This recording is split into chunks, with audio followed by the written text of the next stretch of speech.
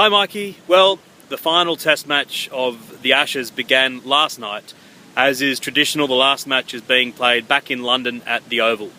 And as you know, Australia are losing 3-0, and so there's nothing that they can get out of the series other than to salvage pride.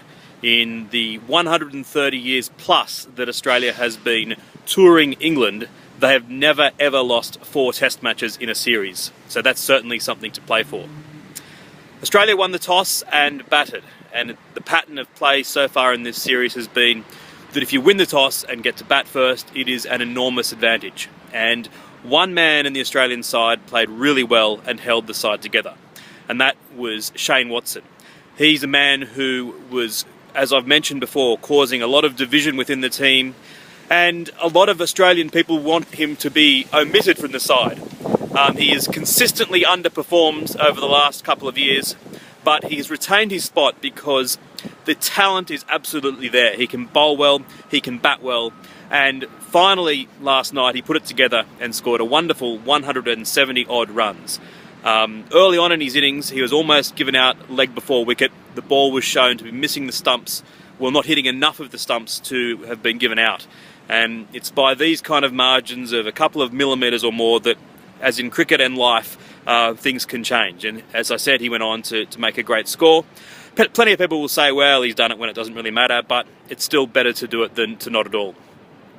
Simon Kerrigan is a young left-arm off-spinning bowler from England, and his dream, I'm sure, all his life was to play Test cricket, and last night that dream was realised.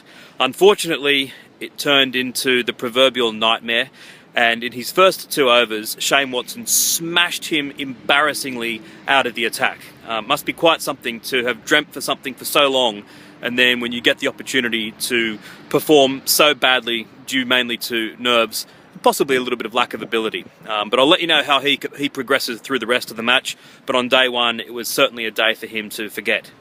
So the day finished with Australia 4 wickets down. They've scored around about 300 runs. Watson got smashed in the head, it missed his helmet, and it was a really serious blow at one point, but he got through it until he was dismissed right at the end of the day. So Australia looking good, but they've done that many times so far this series. From a personal point of view, in the previous test match for our punters club, I had money on Watson to be the man of the match, and he obviously wasn't. So although I was pleased to see him get 170 last night, it would have been nice if he'd done it in the previous match.